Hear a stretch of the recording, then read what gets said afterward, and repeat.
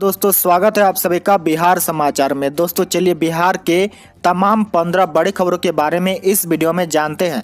तो फटाफट से आप सभी कमेंट बॉक्स में जरूर बताएं कि आप बिहार के किस जिले में रहते हैं। साथ ही अपनी तरफ से आप इस वीडियो को एक प्यारा लाइक जरूर कर दें। साथ ही आपके मन में अगर कोई भी सवाल हो तो आप हमें नीचे कमेंट बॉक्स में जरूर पूछें। आज की सबसे पहली खबर, कोरोना मरीज में ब्लैक के बाद अब हुई व्हाइट फंगस की पुष्टि। पीएमसीएच में मिले 4 मरीज। जी हाँ, कोरोना वायरस पूरे देश में कहर बरपाया हुआ है। संक्रमितों में अन्य बीमारियों के लक्षण नजर आ रहे हैं, जिससे डॉक्टर और मरीजों की परेशानियां बढ़ गई है। वायरस से उबर चुके कई मरीजों में ब्लैक फंगस की पुष्टि हुई है। बिहार में अब व्हाइट फंगस के मामले चिंता बढ़ा रहे हैं। पटना मेडिकल कॉलेज हॉस्पिटल यानी कि पीएमसीएच में भर्ती कोरोना के 4 मरीजों में व्हाइट फंगस की पुष्टि हुई है। पीएमसीएच के माइक्रोबायोलॉजी डिपार्टमेंट के अध्यक्ष डॉक्टर एएन सिंह ने कोरोना मरीजों में व्हाइट फंगस मिलने की पुष्टि की है। अगली बड़ी खबर, पटना में ढहा 127 साल का इतिहास। ओवरलोडेड ट्रक की वजह से फतवा में पुनपुन पर बना अंग्रेजों के जमाने का पुल टूटा, अब 2 भागों में बटा शहर। जी हाँ, राजधानी के फतवा में पुनपुन नदी पर बना 127 साल पुराना ऐतिहासिक पुल कल टूट गया। एक ओवरलोडेड ट्रक के गुजरने से यह हादसा हुआ है। मामला गुरुवार के दोपहर का है। पुल टूटने से ओवरलोडेड ट्रक नदी किनारे गिर गया। पुल का गाटर पूरी तरह से पाया से हट गया है। दक्षिणी हिस्सा पूरी तरह से डैमेज हो गया है। अब इस पुल से पैदल भी कोई आ जा नहीं सकता है। इस तरह पुल के टूट जाने से फतवा का शहरी इलाका 2 अलग अलग भागों में बंट गया है। आपकी जानकारी के लिए बता दें कि कल जो पुल टूटा है उसे साल 1894 में अंग्रेजों ने पुनपुन नदी के ऊपर बनाया था। पूर्वी दिशा के इलाकों को यही पुल पहले राजधानी से जोड़ता था। अगली बड़ी खबर, अब पटना होकर चलेगी बुलेट ट्रेन। केंद्र सरकार ने शुरू की तैयारी, जल्द होगा सर्वे। जहां केंद्र सरकार बिहार के राजधानी पटना को भी बुलेट ट्रेन की सौगात देने की तैयारी कर रही है। केंद्र ने बुलेट ट्रेन के एक नए रूट की तैयारी शुरू की है। इसमें पटना समेत बिहार के कुछ और जिले शामिल हैं। जल्द ही इसका सर्वे का काम शुरू होने वाला है। रेलवे सूत्रों से मिली जानकारी के मुताबिक वाराणसी से हावड़ा तक नए बुलेट ट्रेन रूट की तैयारी शुरू कर दी गई है। वाराणसी के मडवाडी स्टेशन से हावड़ा तक हाई स्पीड बुलेट ट्रेन चलाने के लिए नई कॉरिडोर के निर्माण का फैसला लिया गया है। सरकार ने इस बुलेट रूट के लिए सर्वे एजेंसी को नियुक्त कर दिया है। वहीं आपको बता दें कि रेलवे सूत्रों के मुताबिक वाराणसी से हावड़ा तक का यह बुलेट ट्रेन रूट बिहार के कई स्टेशनों को जोड़ेगा। इसमें बिहार के बक्सर, पटना, बोधगया के साथ साथ झारखंड के बरही, धनबाद और बंगाल के आसनसोल, दुर्गापुर और बर्दवान शामिल होंगे। केंद्रीय स्वास्थ्य मंत्रालय की राज्य से अपील, ब्लैक फंगस को घोषित करे महामारी। कोरोना महामारी की दूसरी लहर के बीच देश में ब्लैक फंगस के मामलों में लगातार उछाल देखने को मिल रहे हैं। यूपी, राजस्थान और महाराष्ट्र समेत कई राज्यों में इसके मामले बढ़ रहे हैं। बढ़ते मामले को देखते हुए केंद्रीय स्वास्थ्य मंत्रालय ने राज्यों से महामारी रोग अधिनियम 1897 के तहत म्यूकर माइकोसिस को उल्लेखनीय बीमारी के रूप में वर्गीकृत करने का आग्रह किया है। अगली बड़ी खबर, वित्त वर्ष 2020-21 के लिए आयकर रिटर्न जमा करने की समय सीमा 30 सितंबर तक बढ़ी। सरकार ने गुरुवार को 2020-21 के लिए व्यक्तिगत आयकर रिटर्न जमा करने की समय सीमा 2 महीने बढ़ाकर 30 सितंबर 2021 कर दी है। वही केंद्रीय प्रत्यक्ष कर बोर्ड ने कंपनियों के लिए आयकर रिटर्न भरने की समय सीमा 1 महीने बढ़ाकर 30 नवंबर कर दी है। आयकर कानून के अनुसार जिन व्यक्तियों के खातों का ऑडिट करने की आवश्यकता नहीं है और जो आमतौर पर ITR 1 या ITR 4 का उपयोग करके अपना आयकर रिटर्न दाखिल करते हैं, ITR दाखिल करने की समय सीमा 31 जुलाई होती है, लेकिन इसे अब कोरोना को देखते हुए बढ़ाकर 30 नवंबर कर दी गई है। अगली बड़ी खबर, तेज प्रताप ने विधायक फंड से कोविड कोष में दिए 2 करोड़ रुपए। हसनपुर में इलाज के लिए जरूरी बंदोबस्त का दिया निर्देश। बिहार में कोरोना महामारी के इस दौर में लोगों की मदद के लिए लालू के बड़े लाल और हसनपुर विधानसभा सीट से विधायक तेज प्रताप यादव आगे आए हैं। उन्होंने अपने विधायक फंड से 2 करोड़ रुपए संक्रमित लोगों के इलाज के बंदोबस्त के लिए बिहार सरकार द्वारा गठित कोविड कोष में आवंटित किया है। तेज प्रताप ने खुद इसकी जानकारी ट्विटर के माध्यम से दी है। तेज प्रताप ने ट्वीट करके लिखा कि आज अपने विधानसभा क्षेत्र हसनपुर में जीवन रक्षक स्वास्थ्य उपकरण खरीदने के लिए 2 करोड़ रुपए आवंटित किया है। उन्होंने लिखा कि वित्तीय वर्ष 2021-22 में मुख्यमंत्री क्षेत्र विकास योजना के अंतर्गत विधायकों को आवंटित राशि में से 2 करोड़ रुपए राज्य सरकार के निर्णय अनुसार स्वास्थ्य विभाग बिहार पटना द्वारा गठित कोविड कोष में आवंटित किया गया है। अगली बड़ी खबर, तेजस्वी की नीतीश से मांग, पंचायत प्रतिनिधियों का कार्यकाल बढ़ाने पर विचार करे सरकार। जी हां, विपक्षी नेता तेजस्वी यादव ने ट्वीट करके कहा कि सरकार से मांग है कि कोरोना महामारी के आलोक में पंचायत चुनाव स्थगित होने के कारण आगामी चुनाव तक त्रिस्तरीय पंचायत प्रतिनिधियों का वैकल्पिक तौर पर कार्यकाल विस्तारित किया जाए, जिससे कि पंचायत स्तर पर कोरोना प्रबंधन के साथ साथ विकास कार्यों का बेहतर समन्वय के साथ क्रियान्वयन हो सके। नेता प्रतिपक्ष ने सरकार से कहा कि यदि पंचायत प्रतिनिधियों की जगह प्रशासनिक अधिकारी पंचायतों का जिम्मा संभालेंगे तो यह भ्रष्टाचार और तानाशाही बढ़ाएगा। उन्होंने कहा, पंचायत लोकतंत्र की बुनियादी इकाई है। अगर निर्वाचित पंचायत प्रतिनिधियों की जगह प्रशासनिक अधिकारी पंचायतों का जिम्मा संभालेंगे तो यह भ्रष्टाचार व तानाशाही बढ़ाएगा। साथ ही उन्होंने कहा कि अब गांव स्तर पर भी सरकारी अफसर फाइल देखने लगेंगे तो गरीबों की सुनवाई नहीं होगी। लोकतंत्र के लिए चुने हुए लोग जरूरी है।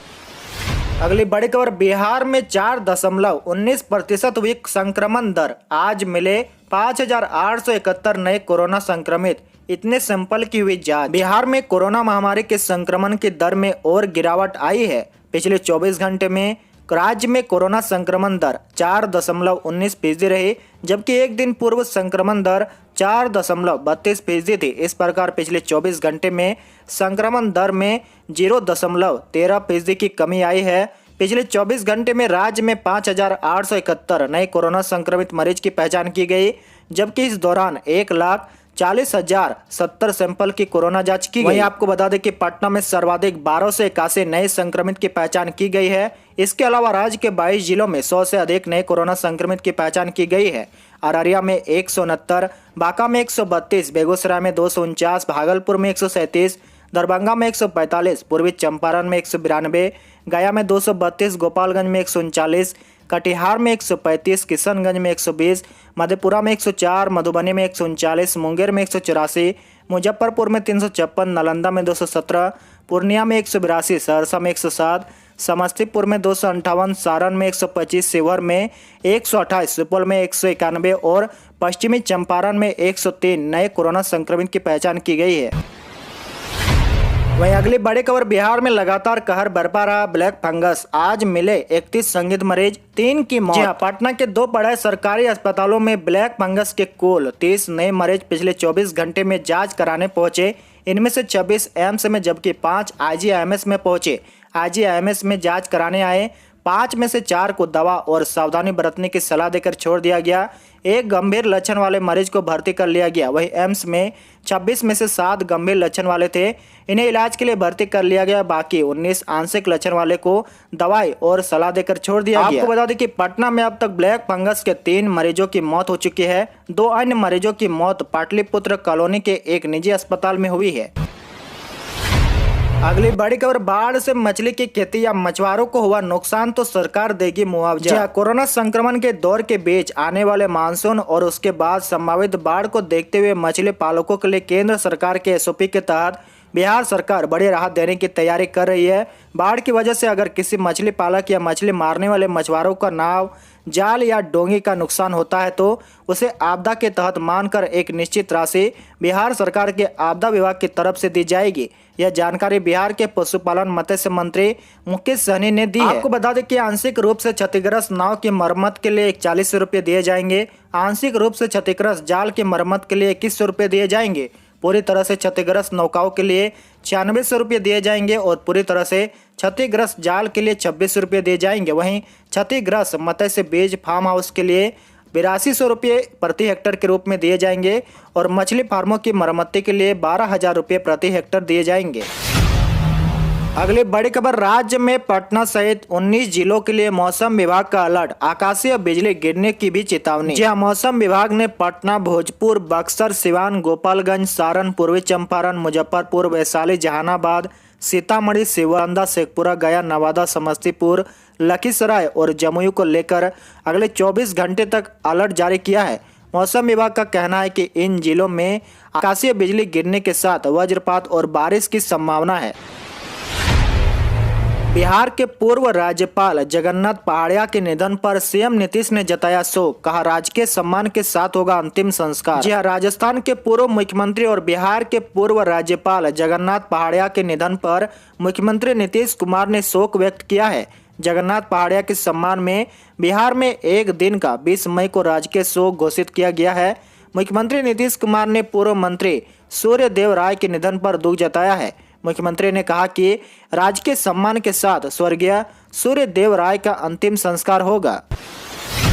अगली बड़ी खबर, पटना के पारस हॉस्पिटल के खिलाफ देश भर में भड़का आक्रोश। लोगों ने कहा नीतीश जी बंद करवाइए हैवान अस्पताल को। जी हां, पटना के पारस हॉस्पिटल के आईसीयू में रेप होने का आरोप लगाने वाले महिला की मौत के बाद देश भर में आक्रोश फूट पड़ा है। पूरे देश से पारस हॉस्पिटल के खिलाफ सख्त कार्रवाई की मांग उठ रही है। ट्विटर पर कल शटडाउन पारस हॉस्पिटल टॉप ट्रेंडिंग बना रहा। लोग पारस अस्पताल को तत्काल बंद करने और उसके संचालकों के खिलाफ सख्त कार्रवाई की मांग कर रहे हैं। अगली बड़ी खबर, बिहार में नौकरी के नाम पर ठगी। 7 कैटेगरी में 4000 पदों के लिए शुल्क के साथ मांगा जा रहा है ऑनलाइन आवेदन। राज्य स्वास्थ्य समिति के नाम पर ठगों ने 7 कैटेगरी में स्वास्थ्य कर्मियों के करीब 4000 पदों पर नियुक्ति का फर्जी विज्ञापन निकाल दिया है। साथ ही 15 मई से शुल्क के साथ ऑनलाइन आवेदन मंगवाना भी शुरू कर दिया है। अंतिम तिथि 29 मई तक रखा गया है। इसके लिए सामान्य वर्ग के पुरुष आवेदक से 700 रुपये और महिला से 350 रुपये आवेदन शुल्क मांगे जा रहे हैं। आपकी जानकारी के लिए बता दें कि यह वेबसाइट राज्य स्वास्थ्य समिति बिहार की वेबसाइट के जैसे ही दिखती है। ठगों ने इसका नाम स्टेट हेल्थ सोसाइटी बिहार.com रखा है। राज्य स्वास्थ्य समिति बिहार ने इस विज्ञापन को फर्जी बताते हुए इससे लोगों को सावधान रहने की अपील की है। इस पर संज्ञान लेते हुए स्वास्थ्य मंत्री मंगल पांडे ने एफआईआर कर ठगों पर कार्रवाई करने की बात कही है।